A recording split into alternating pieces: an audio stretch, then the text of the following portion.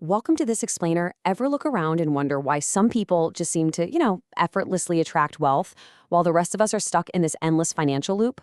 Well, spoiler alert, the secret isn't actually in their bank accounts. It's literally in their minds. Today, we're diving deep into the subconscious forces that actually control our financial lives. Let's get right into it. So here's our roadmap for the explainer today. We're going to cover 1. The hidden financial script. 2. Origins of your blueprint. 3. Mental traps and sabotage. 4. Reprogramming your subconscious. 5. The wealth mindset. And finally, 6. Playing the long game. All right, Section 1, the hidden financial script, uncovering your internal programming. So T. Harv Eker actually coined a formula for this whole concept. He calls it the money blueprint. And the core idea here is that your financial reality doesn't just spontaneously begin with a paycheck, right? It starts way before that, with an invisible script. Look at the flow here. Your internal programming leads directly to your thoughts. Those thoughts, they create feelings. Those feelings then drive your actions, and your actions are what actually produce your final financial results. Basically, every single dollar you save, or let's be honest, squander, starts out right here as a mere thought. Which brings us to this absolutely crucial distinction from financial writer Morgan Housel. It's the difference between being rich and having true wealth. Being rich is, well, it's loud. It's the high current income, the flashy car, the designer clothes, stuff that, frankly, is often funded by massive debt. But wealth? Wealth is whisper quiet. It's hidden.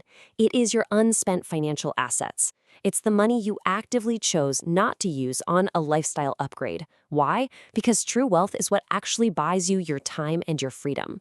Moving on to Section 2, Origins of your blueprint, how your financial DNA was actually formed. Here's the crazy part. Most of our financial blueprints were completely written before we even had a say in the matter. Iker points out they're basically formed in 3 distinct ways. First, it's what you heard. Were you always told, money doesn't grow on trees, or rich people are greedy? Second, what you saw. Did you watch your parents save like crazy, or were they always fighting about the bills? And third, what you actually experienced. Just one single childhood event that connected money to, say, stress or shame can become a deeply ingrained belief for the rest of your life. So the huge takeaway here is summed up perfectly by this Morgan Housel quote. People do some crazy things with money, but no one is crazy. Think about that. Once you realize we're all just operating off totally unique childhood programming and whatever random life experiences we were handed, suddenly everyone's financial behavior makes a whole lot more sense. Those struggles you're having right now, they're very likely just inherited programming. Section 3, Mental Traps and Sabotage, the psychological biases that are killing your wealth. Okay, so this self-sabotage is deeply rooted in human psychology, specifically Nobel laureate Daniel Kahneman's concept of loss aversion. Check out this dynamic. When offered a potential gain, most people just take the guaranteed $500 to play it safe. But look at the bottom row. When faced with a potential loss, suddenly we reject the guaranteed loss of $500 and choose to gamble on a 50% chance of losing $1,000. It's wild because the math is identical, but our brains are just hardwired to hate losing so much that we'll take completely irrational risks just to try and avoid it. And this totally irrational fear brings us to a vital question. When you invest, are you paying the market's fee or are you treating it like a fine? Morgan Housel points out that investing comes with a price tag: volatility, stress, market downturns. If you look at a 20% drop as a fine, like you did something wrong, you're going to panic and sell. But if you can just reframe that drop as simply the admission fee required to get those long-term gains, you stay in the game. All right, Section 4, Reprogramming your subconscious, dismantling those old beliefs. So, how do we actually uncouple from all these toxic money beliefs? Eker gives us 4 actionable steps to do this. First up, awareness. You've got to actively catch yourself and notice your thoughts about money. Second, understanding. Trace where that thought actually came from. Was it your dad, your mom? Third is choice. Recognize that this belief isn't you and make the deliberate choice to just toss it out. And finally, declaration. Clearly and physically state who you are choosing to become from here on out. To really lock this in, we can look at Napoleon Hill's classic concept from Think and Grow Rich. He calls it autosuggestion.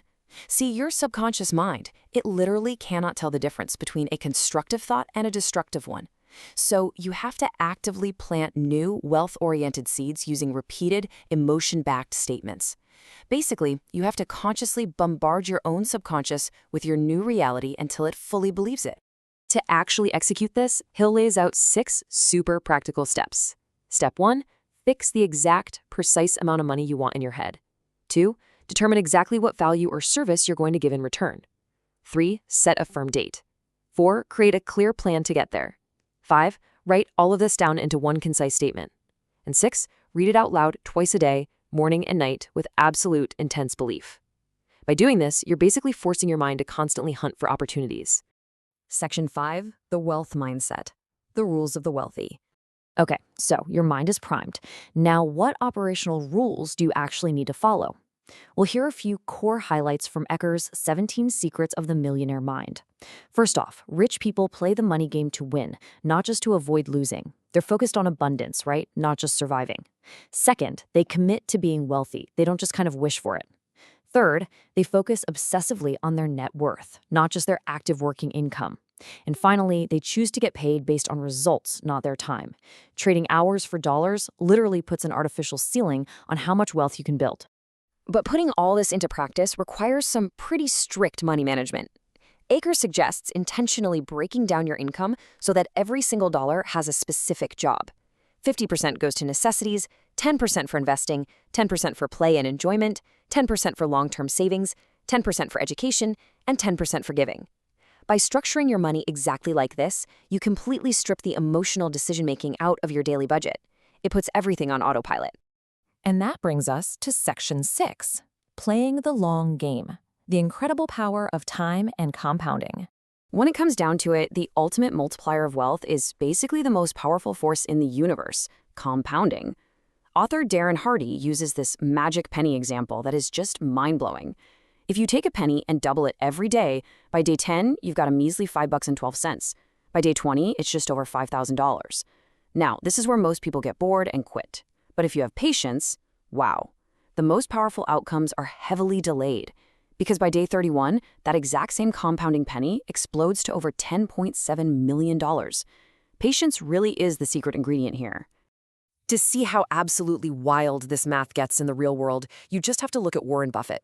Get this, out of his roughly $160 billion net worth, a staggering $156 billion of it came after his 65th birthday. I mean, sure, the guy is great at picking stocks, but his absolute greatest asset?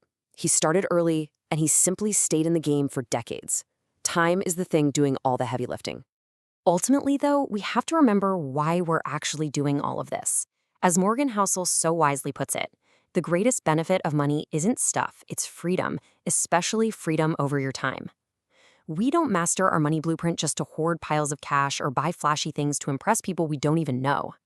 We do it for one reason: to buy back control of our own lives. We've covered a massive amount of ground in this explainer today, haven't we?